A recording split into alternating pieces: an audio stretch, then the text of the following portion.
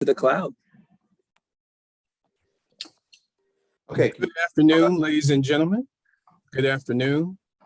Welcome to the Missouri State University Black Alumni Council Town Hall. I'm your host, George Winston, Board President of the Black Alumni Council, otherwise known as BAC. On behalf of the entire BAC Board, welcome to today's Town Hall.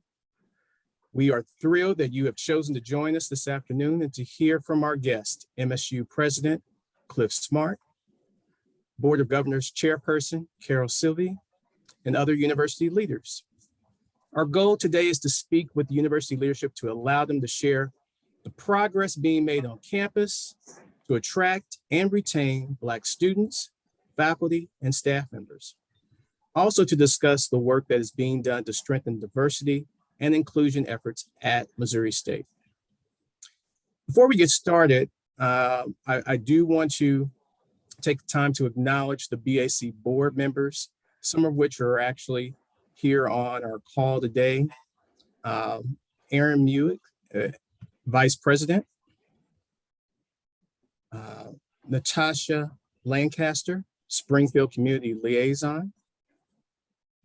And there are a few members who are unfortunately unable to join us or will be joining us a little bit later as well. So, Hakeem is here. So our treasurer, Hakeem Williams, is also present. And there are a few others who could not be here at the start of this call. Member at Large, Alexander Plummer, Secretary, Charlene Fields, Parliamentarian, Zandra Carson, and Public Relations Coordinator, Damon Stewart, and our second member at large, Alicia Shells.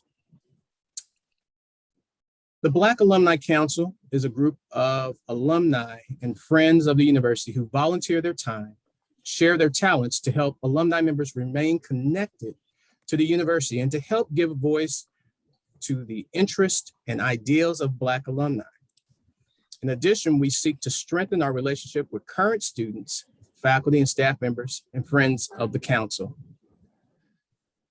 Now that you have a better idea of the role of the council and those individuals who make up the board of directors, allow me to introduce our partner working with us in the Alumni Association, Mr. Greg Fansler, who is the Executive Director of Engagement and Alumni Relations. Greg? Thank you, Mr. Winston. President Winston, I really appreciate the opportunity and thank you to you and the leadership of the Black Alumni Council to set up this conversation this afternoon. This very important and ongoing conversation is needed and will continue. So thank you. We look forward to this next hour discussing some of the questions that you've shared and talking about other things that may be on your mind. I am 4 months into my role here.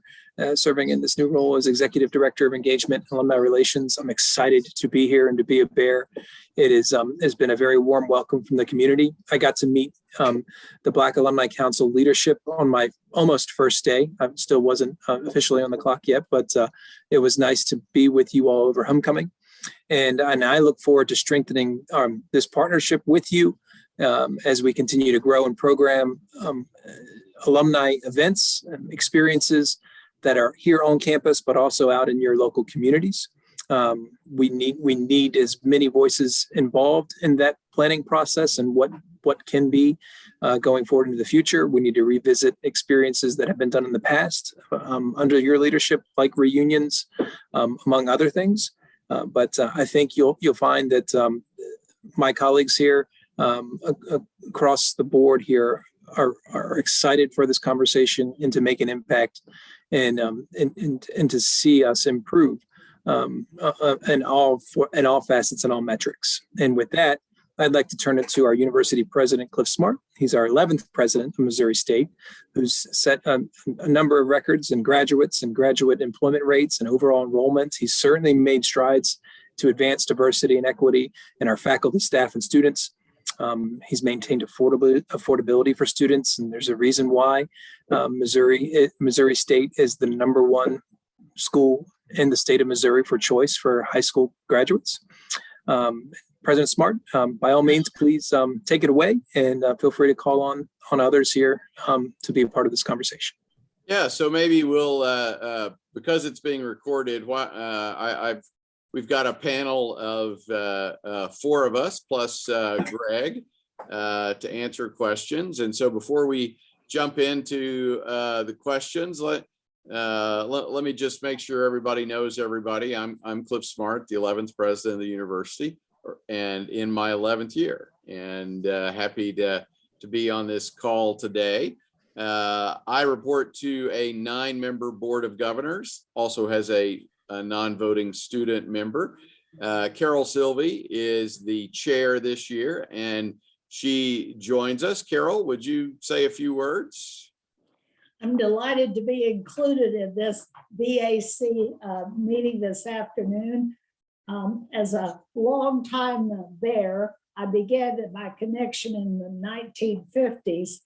I am so pleased with the progress that has been made, but I really see this as the first step in many more steps to follow, and I want to be a part of that. Thank you, Carol. And then a couple of members of my team, so that we have, in case anyone wants to, go deeper into a particular thing that we thought you might be interested in. You all have met Wes. He attends many of the meetings, but in case people have not met you, Wes, or that'll see the recording that don't know you, give us kind of a 30-second bio here. Right. Can you hear me? Yes. All right. Thank you, President Smart. I'm Wes Pratt, Assistant to the President, Chief Diversity Officer. I came to Missouri State in 2008. I started working there as a coordinator for diversity outreach and recruitment. And then in 2011, I was on the compliance side of the house as the Director of Institutional Equity and Compliance, as well as the Title IX coordinator, as well as the ADA coordinator. My nickname at that time was Slash. But in my capacity as the Chief Diversity Officer, President Smart appointed me in 2016, January of 2016. I'm sort of charged with shepherding executive level diversity initiatives and efforts with the faculty, staff, as well as the administration, as well as with the Division of Student Affairs. And again, I've been here since 2000 at the university since 2008. My brother went to Missouri State, Henry Pratt, his daughter, Dasha Pratt, and my daughter, Bleeka Pratt, were proud graduates of Missouri State University. Very good. And then on the student side, we have Dr. Rebecca Stewart. Rebecca, if you would introduce yourself. Thank you. Good afternoon, everyone. I know I've met several of you on the screen, so it's nice to see you again. Those that I haven't, it's good to meet you today. My name is Rebecca Stewart, and I'm the Assistant Vice President for Student Affairs, Multicultural Services. So that's our Disability Resource Center, TRIO programs, Access programs, Bears Lead, and the Multicultural Resource Center, multicultural programs. I have those areas. I've been here for 5.5 years, been in this role almost 2. I started here in the TRIO programs.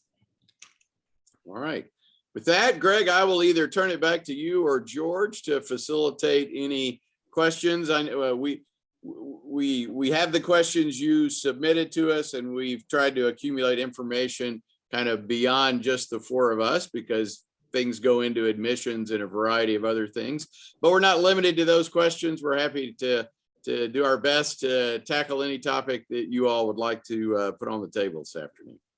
George, President Winston. Yep, President Winston. Thank you, President Smart. Thank you, Greg. And for all the other guests who are joining us, thank you for joining us today as well. I'll start with a question that kind of lends itself to recruitment. Outside of high school visits and college fairs, the standard things, being an enrollment manager at another institution in the state, I understand those efforts, but what recruitment efforts or activities is the university using to increase Black student enrollment outside of the standard things that are being done? Yeah. So I got some information there specifically from Rob Hornberger, whose area is in charge of admissions. And I would give you kind of the hot off the press. I got it less than an hour ago, our official spring enrollment. So this is Census Day for us at Missouri State University. And we have this spring 3,034 underrepresented students out of a total enrollment of 21,814. That is up 217 students. And so included in this group would be Black or African-American students, Hispanic students, students of more than one race, Asian students, but not counting the international students. They are not counted in this group. That's a separate group of about 1,600 students there. So that further enhances the diversity of our campus. So the numbers are going the right direction. In terms of African-American students, there are 733 on campus right now. More than one race, 771, Hispanic 972, Asian 467, American Indian 71. It's kind of how that breakdown is. So it's always good to know what the numbers are in terms of where we're starting, but we're continuing to increase in a challenging enrollment time. One of our strategies in terms of specifically recruiting students of color has been to partner with and establish scholarships with a variety of access. No, not really. I'm in the middle of just kind of stepped away. Yeah, there we go. With access programs. And so, that includes programs like the Wyman program, College Bound in St. Louis. It includes Student African-American Brotherhood and their chapters, Boys and Girls Clubs all over the state, Big Brothers, Big Sisters of Eastern St. Louis. We're working. The most recent one that Wes and I are working on is with the Missouri Missionary Baptist State Convention. And so there are a variety of access programs that we add scholarship money to the access program money, and in addition to Pell or other programs to help students, to encourage students to come here and make it financially viable to do that. We do have calling projects, email and text campaigns, specifically to encourage students to apply for the Inclusive Excellence Scholarship. We've typically awarded over 100 of those a year, and then they're renewable for 4 years. We're expanding the number of those scholarships this year. We have an underrepresented student view book that we use during summer visit or showcase days. We coordinate specific things for underrepresented students, including a multicultural student panel. We sometimes with, for example, College Bound or Wyman, we create college visit experiences exclusively for them and then tailor them to the things that those students are interested in. We're doing spot admission events, virtual sessions, virtual campus tours. And so a variety of things that are specifically for students of color. And then of course, kind of the whole, as you said, George, the whole across the board kind of recruiting of kind of all of our, of all high school students and community college students in Missouri and surrounding states. Rebecca, what would you add in terms of the access programs or any other piece of this? Well, regarding the recruitment, we definitely, multicultural services, we participate when those underrepresented groups and marginalized student groups come to campus. We either curate a program or definitely we take them to our spaces, talk about all the programs we have to offer. If it is one specific, say they're first generation students, we make sure that they're connected with someone before they leave. And we also have been able to offer some waived, admission application fees, that kind of thing, on the spot for students. And we bring in our financial aid scholarship coordinator who works directly with our programs to also meet with those students. And we try to also bring in current students that may be alumni from their programs to talk to them about their experiences. So we are often called upon to participate in that way. As far as the recruitment is concerned, but also during the school year, we'll have involvement with SOAR in opening up opportunities for students where they can say, oh, I see myself here. There's other folks, and then I have some support also, be it academic or social. So I know this weekend we're doing the SOAR ambassador training. So that will help us to kind of share the experience that is happening for our Black students and our Latinx students on campus, so that the tour guides, the ambassadors, they're able to share a realistic view.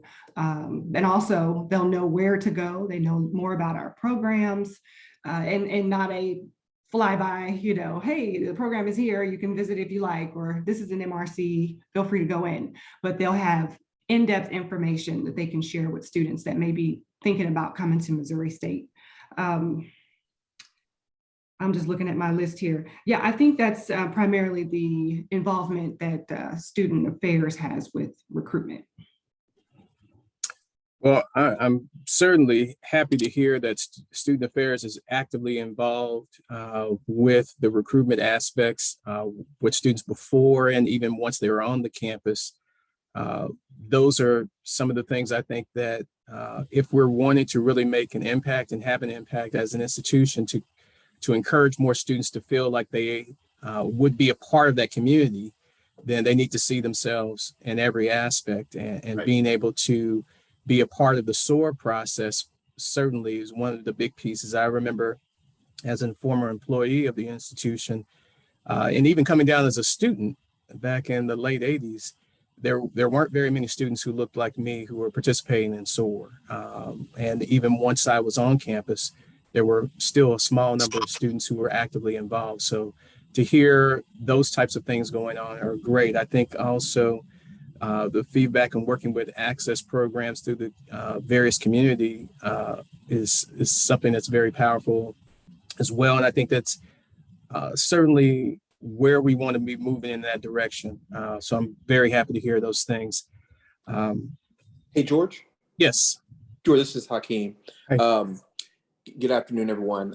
Myself, I was as soon as you said SOAR, my ears definitely perked up. I was a former SOAR leader.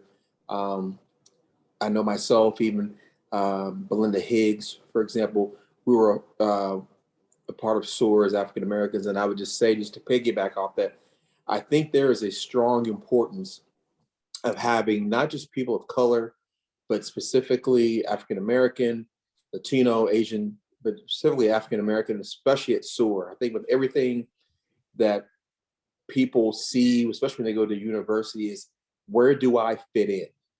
Is there a place for me here to where it's beyond just me going to school, getting a degree, and moving forward?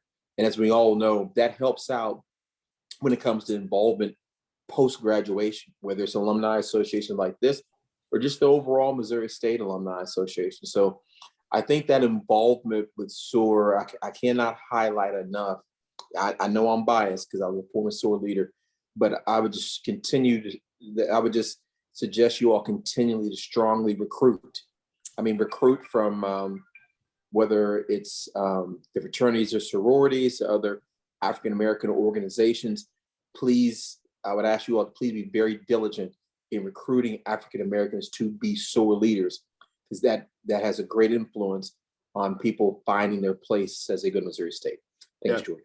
Totally agree with that. And so Dr. Cisco, who's our Vice President for Student Affairs, has had a focus on our SOAR leaders need to look and be diverse. That's also true for university ambassadors. That's also true for RAs in the residence hall, right? People need to see themselves in all of those kinds of roles. Our student government president next year will be an African-American student because there's only one team running. That is a good face for the university. I think 2 years ago, we had another African-American student government president. And so again, that role, that person is often speaking to not just Black students, but all students and representing kind of all students for the university. And I think that's also helpful as well. Great. Well, I'd like to move on to the next question, if I may. In alignment with recruitment of students, I think it's also important for the students to see representation in the classroom. So that brings me to the next question. What recruitment methods are being used to bring more Black faculty members to Missouri State University? Yeah, so, I am, none of us are typically involved in faculty searches, but let me give you some kind of the framework within which people operate. And so the provost office has a goal. We don't have a quota because racial quotas are illegal, but we have a goal that every year on the faculty side, 20% of the hires are diverse. We've hit that for more than 5 years in a row. And so people have to report out their numbers every year and are evaluated in part upon their success in that. So I think that sets the tone, right? If you know your numbers are going to be public and you know you're going to be evaluated in it, then you have an incentive other than doing the right thing and trying to make good hires to do that. So that's kind of the framework that Dr. Einhelligen set that's been in place for at least the last 5-6 years. We also, in any search in any national search that's ongoing, before any search committee can conduct interviews, they have to have diversity in the pool that is at that level. And so if, right now we're searching for a new provost because Frank's announced his retirement at the end of June. And so when they get to the point of saying, okay, here are the 12 people that we would like to interview and learn more about, if there's not diversity in that pool, they're not given authority to move forward. And so every national search pool has to have diversity at not just in the pool anywhere, but at the stage of who is being interviewed. And so that's a piece of our framework. And then we've created a couple of initiatives. We've created the kind of, for slang, it's the Grow Your Own initiative. Hey, we have someone here who is an instructor who's got a master's degree or is going through a master's program, and to help them get their PhD or EDD or whatever the appropriate degree is, and then be a faculty member at the university. We've got a program to help fund that in return for them, when they're completed their degree, that they commit to come back and working here for at least 5 years. We've had several people go through that. We also have a diversity hiring initiative such that if you have a pool and you have 2 really well qualified candidates and one is diverse, there's extra money to make 2 hires if you need to while you're waiting for a line to open up. So there are a variety of structural things that we've put in place to encourage hiring of people of color on the faculty ranks. And we've moved, about as a workforce as a whole, about 15% of our workforce are people of color. On the faculty side, it's greater than that. On the staff side, it's less than that, simply because Springfield, as you all know, is predominantly white area. And when we're hiring from Springfield, staff is more like on the 10% side, faculty is closer to the 20% side. Wes, you want to jump in on any of that? I know you're engaged in some of those kinds of programs. Yeah, particularly since I was used to be on the compliance side of the house, the diversity hiring and recruitment program was a program where actually we can abbreviate the hiring process when we identify particular candidates. The faculty and diversity composition initiatives were started about 5 years ago. Probably had 5 faculty members go through that. 3 of the 5, I believe, were African American. And we also have a staff diversity composition initiative as well. The other side of that coin is it's critically important, and I think people have alluded to it, the connectivity, being able to connect African American faculty or faculty from diverse backgrounds, not only to the campus, but also to the community. And so generally what I've tried to do is to work with local organizations as well as local professionals when there's opportunities, candidates come to campus, an opportunity to meet with community leaders so that folks can have some idea what Springfield's about, what's going on in Springfield, try to impress upon those who are doing I like to talk about outreach and recruitment, to be familiar with the things that might be of interest to particular candidates from particular backgrounds. So that's just part of the process. I know I've been involved.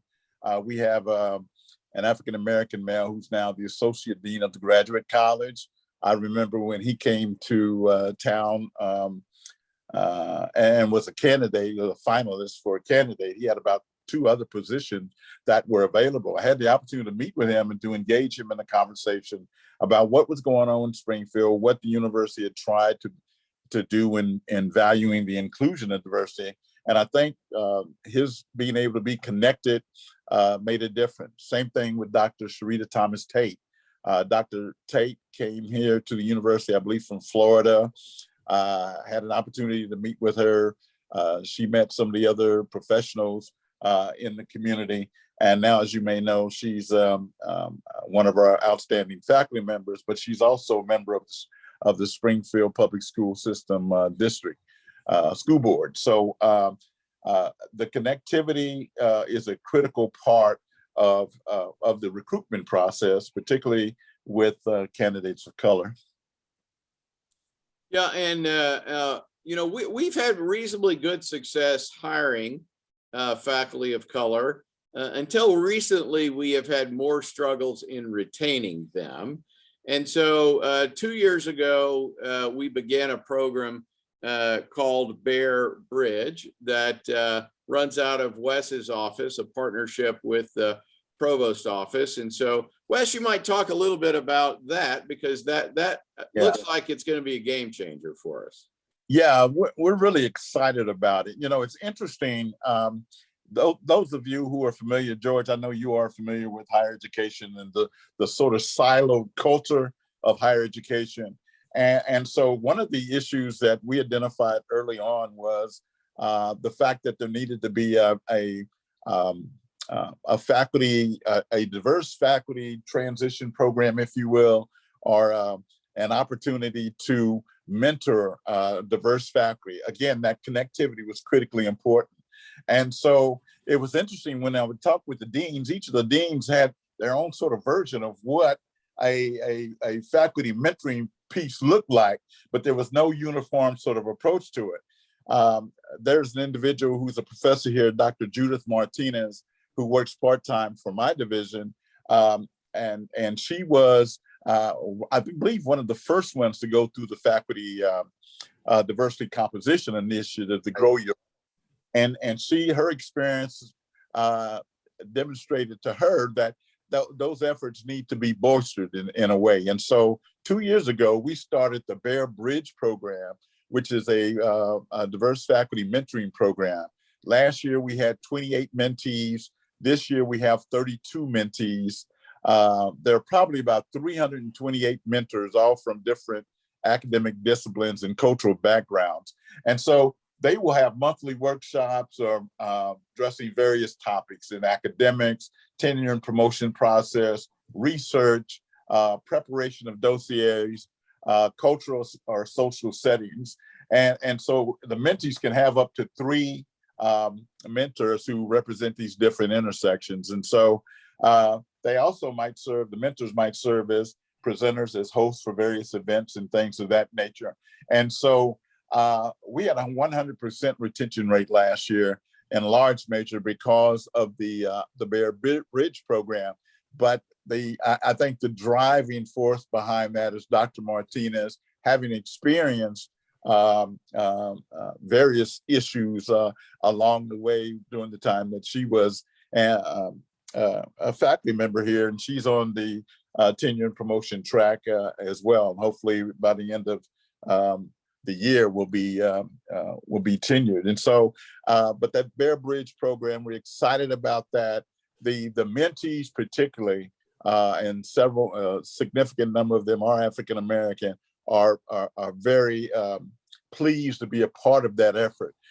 Again, you know, the connectivity, being able to be a bridge to new faculty members is a critical component. And so we're excited about the prospects for Bear Bridge in the future. Thank you, Wes. I appreciate you sharing that. There was a question, looks like Alexander Plummer asked a question. What kind of partnerships / conversations are being made or had with Springfield and surrounding community leadership, government officials, faith organizations, and other community organizations to, one, be more inclusive and inviting to potential and new hires, and two, to assist them in the transition into the community outside the campus? Wes, can you share some insight into that? Well, yeah, part of my role is to do just that. You know, the lack of cultural consciousness has been a challenge, particularly at predominantly white institutions or at predominantly white communities in which those institutions may be located. And so it's critically important. Not only do we work to create a welcoming climate on campus, we have to work to create that in the larger community as well. It's interesting. When I came to work for Missouri State some years ago, we had, you know, I would be in St. Louis or Kansas City talking to graduates or alumni who had actually graduated from Missouri State and would talk about their experiences and felt a little bit more secure about their students or their sons and daughters being on campus than they did in the larger community. And so that was something that I took for earnest. I'm a native Springfieldian. And so it's important to me that folks understand that, unfortunately, the reputation of some places, such as Springfield and other places, its history sometimes has a compelling impact on students or on faculty coming here. And so what we try to do is connect them, but working with the Chamber of Commerce. The Chamber of Commerce, for instance, they brought the Facing Racism Institute to Springfield back in 2010. And there's been over 700 leaders and influence shapers from Springfield and the Springfield region and other places as well, some out of state, who have gone through that program, understanding what racism is, how to mitigate racism, and how and to be more culturally conscious in a lot of regards. And so we work with our public entities. There's a public entities diversity work group. And so part of that challenge is to increase contracting opportunities with these public entities, as well as employment opportunities. Cultural consciousness, professional development for the ones who are doing the hiring, so that, you know, they can mitigate their biases or their unconscious biases when it comes to hiring faculty of color or people from diverse backgrounds. Again, even work with the public school district, although some issues have become politicized lately, the public school district, working with the school district, working with organizations like the Multicultural Business Association, even our local chapter of the NAACP, getting folks connected. We've got a number of faculty members who are actively engaged, who are officers, members of the local chapter of the NAACP, and it's been vibrant certainly since 2008, when it was sort of revitalized through the efforts of Francine Pratt and some others and myself. And so there's a combination of things that we try to do in trying to ensure that our larger community is understanding. Matter of fact, I was on a Zoom call earlier dealing with Representative, we have John Oakley Thomas is a local architect, African-American architect, who is going to be the chairman of the Chamber of Commerce this year. And so the annual meeting, I believe, is going to be in March, I believe, the annual meeting, he'll be sworn in. And certainly he is a professional, but trying to get those external and our community-based organizations, professional organizations, public businesses and corporations. I mean, the Financial Commerce Bank is a partner in some of the things we try to do through the Multicultural Business Association. So there's just a number of things that we try to engage the larger community, to have them understand they have a direct impact on whether or not professionals come here and stay. We've worked with Cox Hospital, not so much with Mercy, but we've had some conversations with Mercy, but we've actually did diversity training, participated in multicultural days and things with one of our larger employers in Cox. Matter of fact, they just hired a chief diversity officer, a young lady who's a member of our Springfield City Council, Heather Hardinger.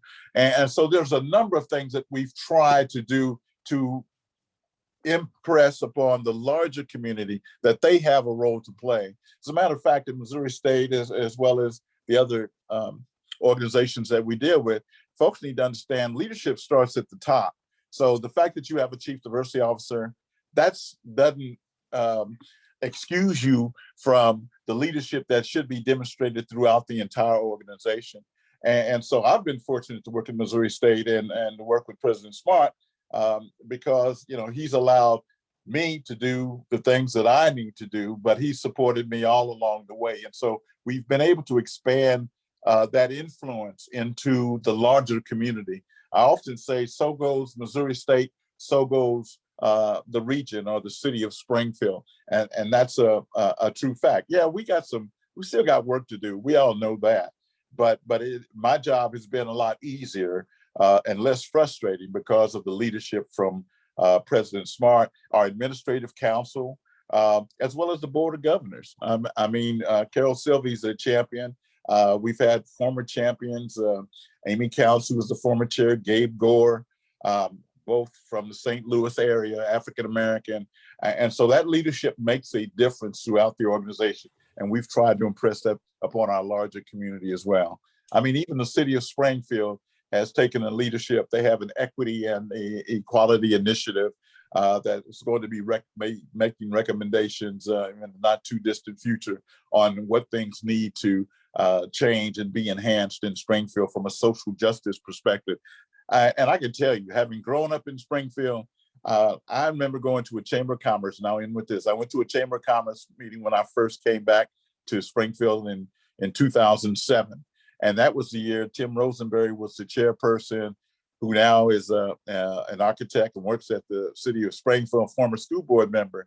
But I remember at the annual meeting, first time I'd ever been to an annual meeting, never been invited. And he pointed out at that particular meeting that the priorities for the chamber were going to be to fight poverty and to value the inclusion of diversity. And I can tell you, George, and all of those who are listening, when he said that, if I'd had false teeth, they would have fallen out of my mouth.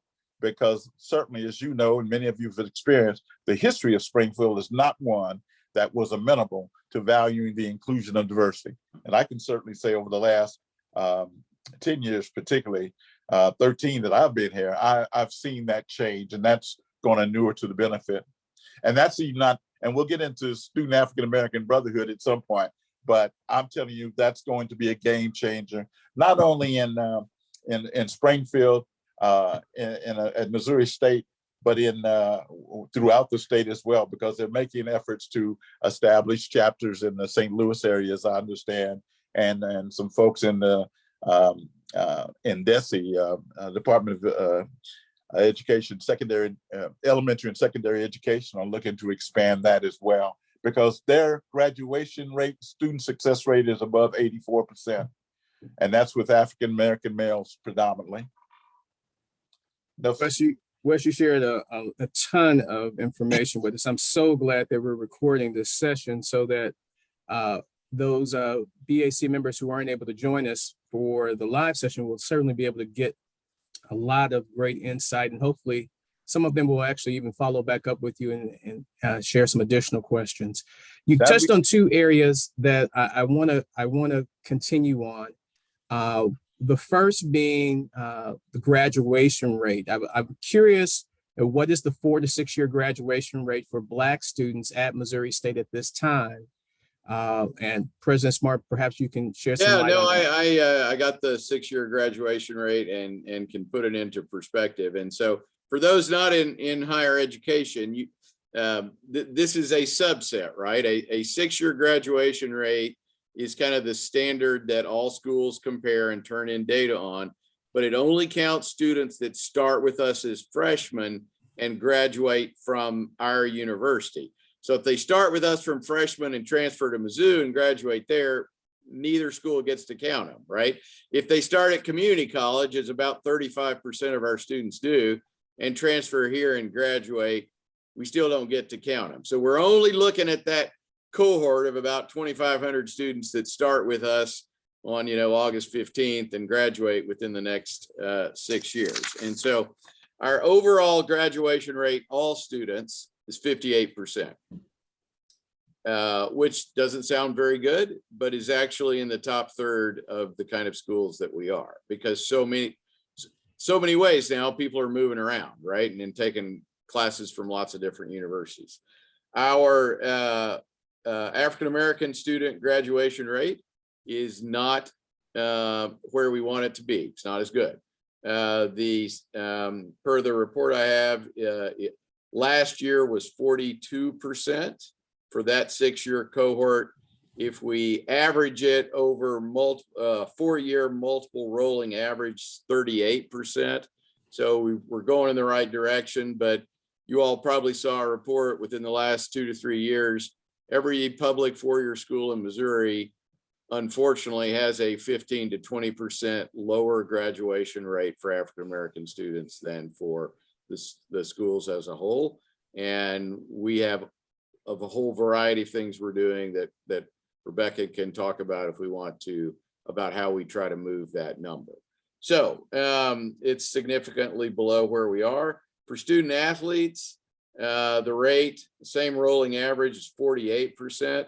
So if we think about, kind of where we are, for all students, 58%, for Black student athletes, 48%, for Black students generally, 38%. And so those are our numbers. We're not proud of them. We need to do better.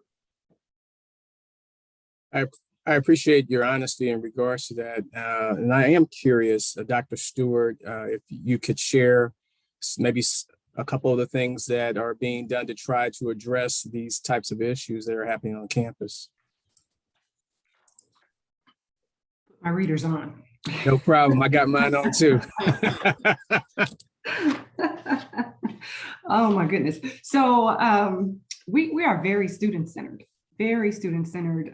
Just last night, there was a conversation held by students and for Black History Month, but I'm just happy they had it. It was called Where the Black Kids Hang Out.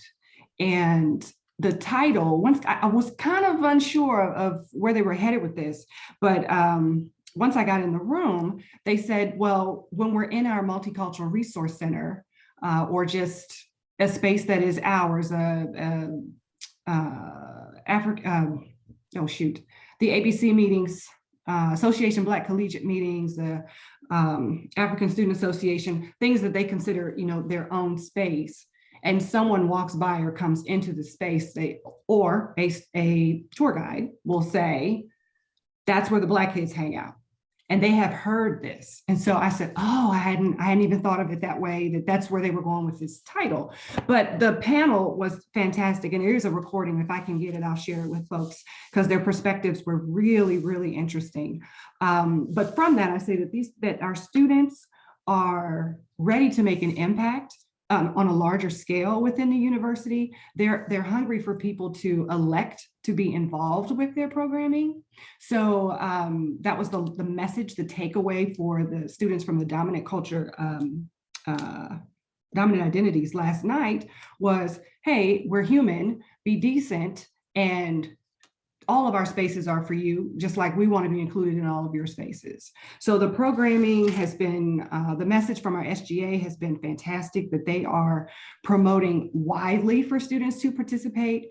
I think all of our organizations are making an active effort to go into the communities where our Black students are and try to pull them out, let them know that, you do belong here. We want you as a part of this organization. Come join us, be a part of this, get involved. And so that I've seen more and more outreach of that as the years have gone on. And so that's been really, really great. But out of multicultural services, we have our equity ed training, we have the Safe Zone training, and different organizations can sign up to participate in those, or people can get involved one-on-one. We also have the Heritage Months, and each month there's tons of things that are going on. But again, these are all things that are elective, right? So you have to want to get engaged and be involved. But I think the more opportunities we create, we're trying to do kind of hybrid models now, thank you to COVID, one positive thing, right? So the students that are not as comfortable coming into the space, but still want to get engaged and be involved. For example, last night there were 32 people on the Zoom call, but there were about 20 people in the room. But still, that's a fantastic turnout, Absolutely. Absolutely. It was cold, it was late, and they were still talking and still asking questions. They almost had to put us out because there was another group coming in. But we've got those things going on. But in addition, we have the Bears Lead program. Some of those students, the reason it's rolling into, it's now in its third year is, and this was a first year, 1 year transition program is how it started. Students don't want to leave. They have a mentor now, they have a success coach, they have friends. And so what we're hearing from the students who've stayed on into their second and third year, they say, okay, so I want to get involved in some other things too, because I've got my footing now. I just had a conversation with a young lady the other day, and she said, yeah, I'm just trying to work on getting more involved in other parts of campus and not just with my Bears Lead community. But that's another form of retention, because if those students didn't have a commitment to an organization or an association, they didn't have friends that were holding them accountable and that would be looking for them, and they didn't have advisors and mentors like the folks on my staff, and myself included, holding them accountable and checking in, celebrating with them, lamenting with them, offering advice and excuse me, and support where needed, they may not return. And that's the story we often hear when it's time to graduate, is that if it wasn't for you, or if it wasn't for these programs that were made available to us.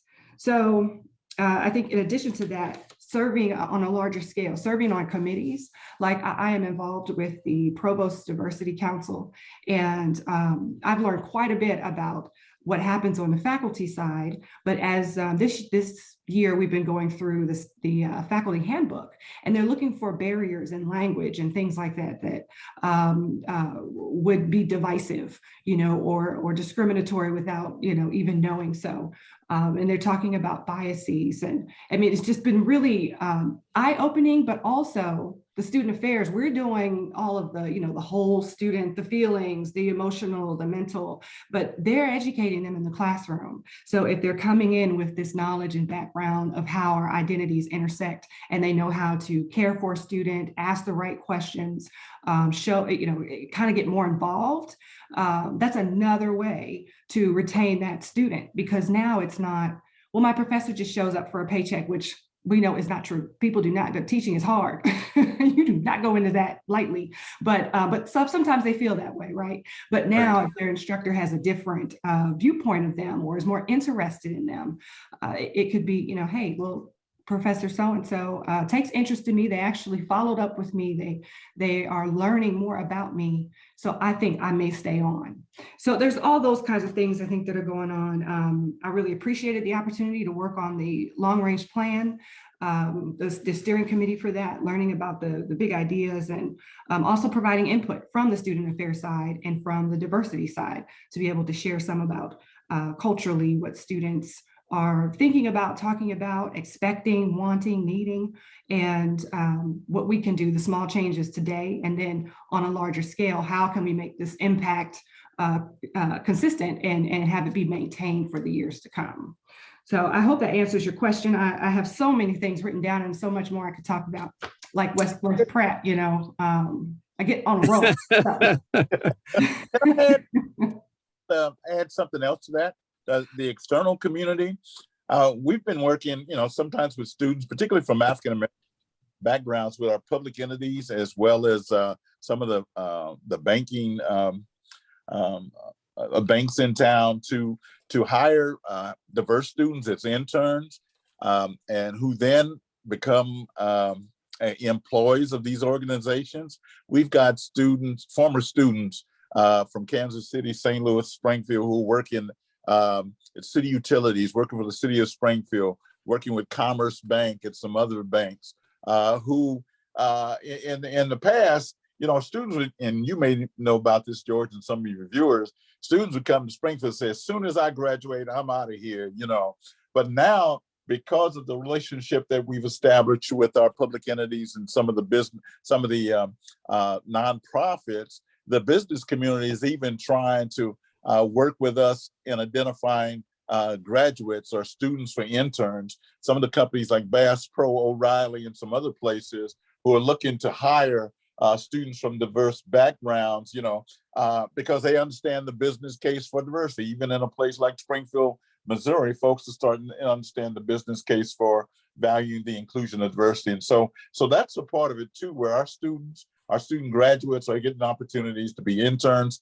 be a part of co-ops, be co-ops, and then to be actually hired and go on to stay and live in Springfield and go up that promotional track wherever that may take them. Thank you both, Dr. Stewart and Wes. Appreciate that. I'm sorry. President Winston, can I make a comment? I keep going back to what Dr. Stewart asked, like, where do all the Black kids hang out? So my daughter is a freshman at KU. Yes, she was accepted to Missouri State. Did I want her to go there? Yes, but she grown. So she's at KU. And of course, I told Miss Charlotte. Miss Charlotte connected me with the vice president of student services that went to Missouri State, a Black woman. My child has got so much stuff because of that connection. So I took her back to school. She had a little break on Monday. This is KU. I think KU is bigger than MSU. I counted 5 Black kids when I was going across campus. And I asked her that question, where do the Black kids hang out at? Mama, I don't know. Do you have any Black friends? Yeah, some that hang out in my dorm and stuff. And so that's a good question. We have to go to where they are and where they're hanging out, because this is not the early 90s where we sitting on the stoop of Freddie, if it's still called Freddie, and people walking by and like, hey, you know her, that's Hakeem's little sister. It's not like that anymore. We have to go to where they are. And so I've challenged my daughter at KU. I need you to make 5 Black friends, like seriously, because she's decided to become a part of a white sorority because she does not see that there's deltas or AKAs online. And so, of course, she's now the token NIA of that sorority. And she's learning the effects of that because she's already spent a majority of her high school year being the exception to the rule, being the only Black cheerleader, being the only Black person on this and this and that. And I'm like, well, why do you want to continue to live your life like that? I mean, it's her choice, she grown. But I just think about my daughter's experience at KU compared to my experience at Missouri State. I would go back to Missouri State so quickly. I love that school. I had so many connections, so many friendships, so much. But as I work with Awesome Ambitions and my girls, and I mentioned Missouri, oh, that's in Springfield. Ain't no Black people there. I mean, it's a great school. I could probably get you a scholarship. And so I've been able to talk some girls into going, but yeah, I'm here to do whatever I can to help recruit and retain. Thank you. Outstanding, Ms. Williams, outstanding. We have time for one more question. I want to direct this one to Ms. Sylvie, and I want to thank you for staying with us. I hope to get to you a little bit sooner, but we had such rich conversation, we weren't able to do so. So Ms. Sylvie, what George, I are... never have the kind of information that Wes has. Oh, I'll do my that's best. okay. This is information that you know for sure. What are your top goals as the chair of the Board of Governors? What are you planning to do, or what is your intentions for the board, and how might those things reach and affect this particular population of Black students, and how might we be able to work with you and partner with you? All right. Thank you, George. First of all, I guess I would dream that at the end of my term, that the campus would become all one color. And that it would be inclusive and that it would accept all as they are, number one. Now, do I think that's going to happen?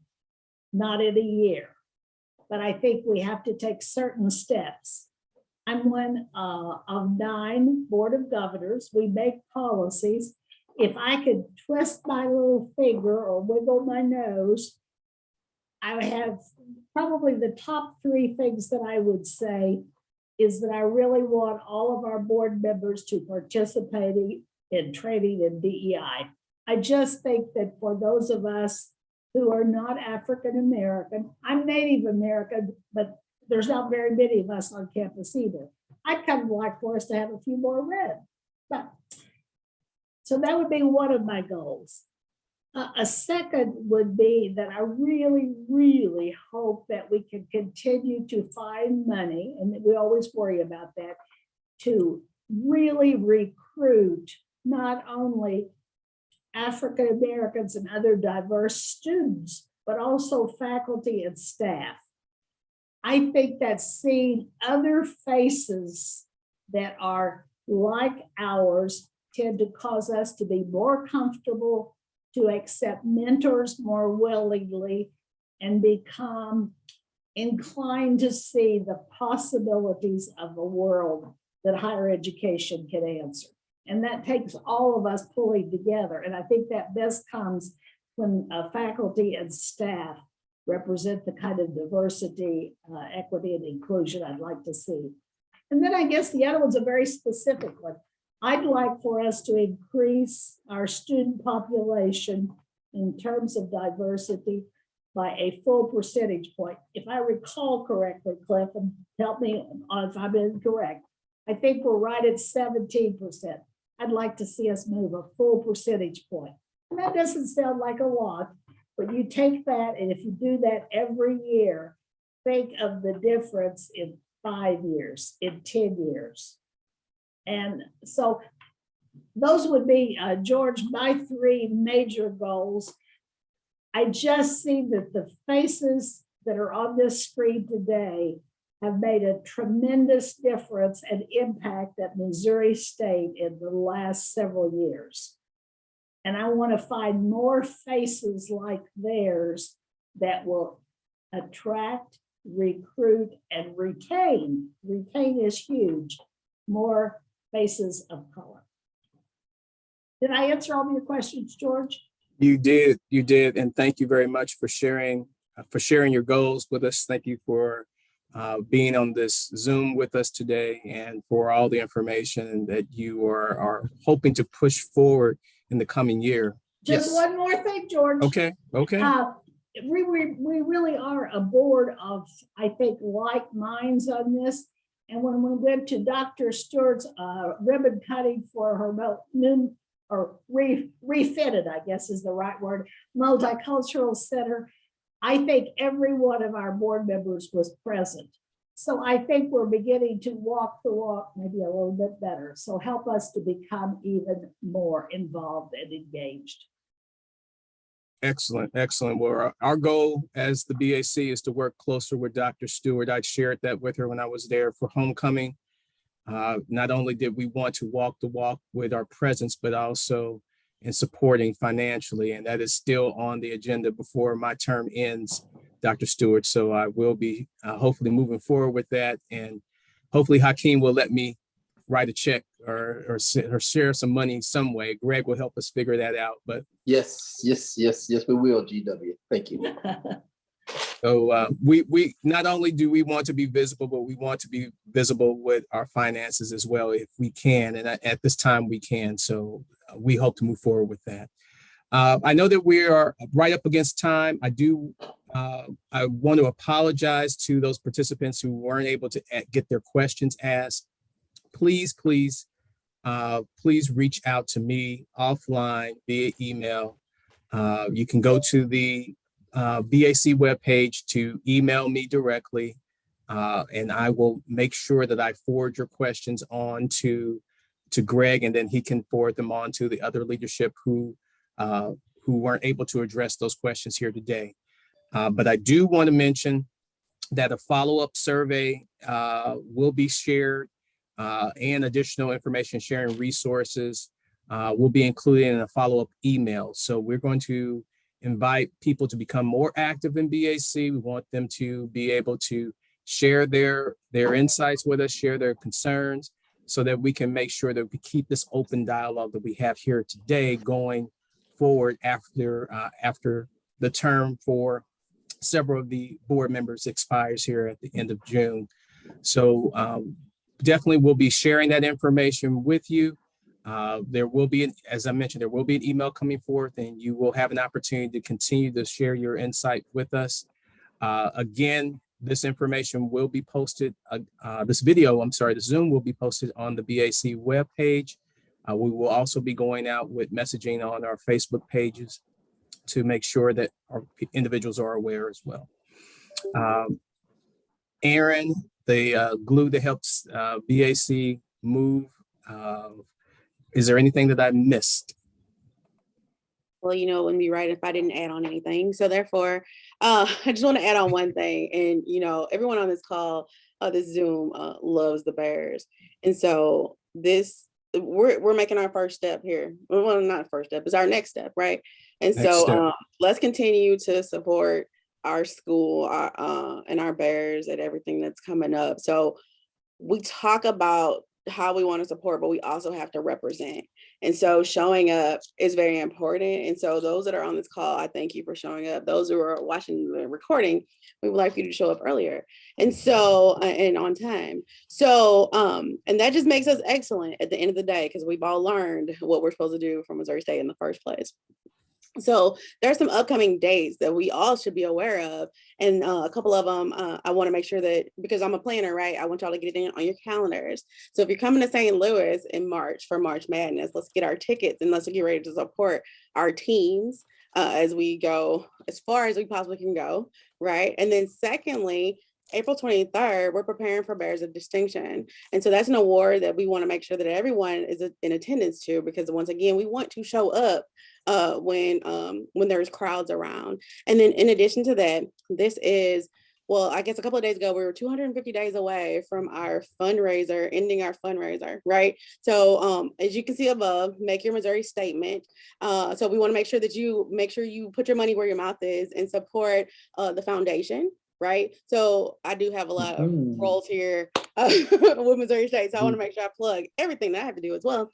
And so anyway, so I want to thank everybody, because we are able to do a lot today, and I really enjoyed myself. So thank you all for your support. Good.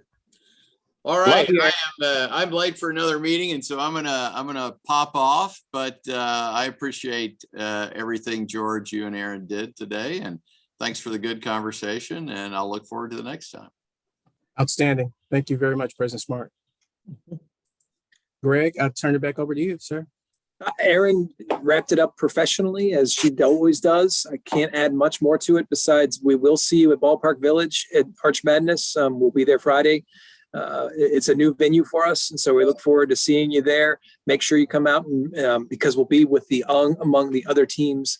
Bring your maroon and white, and let's make sure everyone knows that this is Missouri State here in St. Louis. Thank you for this conversation, and Carol and Dr. Stewart. And Vice President Pratt, thank you for all that you shared and your commitment to this very important topic and topics, plural, that go forward. And we will make progress. And so thank you for your commitment to what Aaron shared. It's all about Aaron shared. It's about showing up. And on behalf of Brent Dunn, who's here as well, our Vice President of Advancement, we're here, right here alongside with you and want to make change, whether that be incremental or vastly.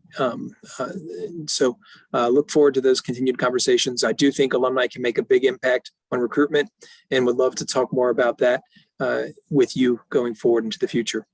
So Bob, thank you for your question, specifically about how all can be involved and all need to be involved. So Absolutely. Absolutely. With that, go Bears and stay safe if you're Bears. driving out in this weather.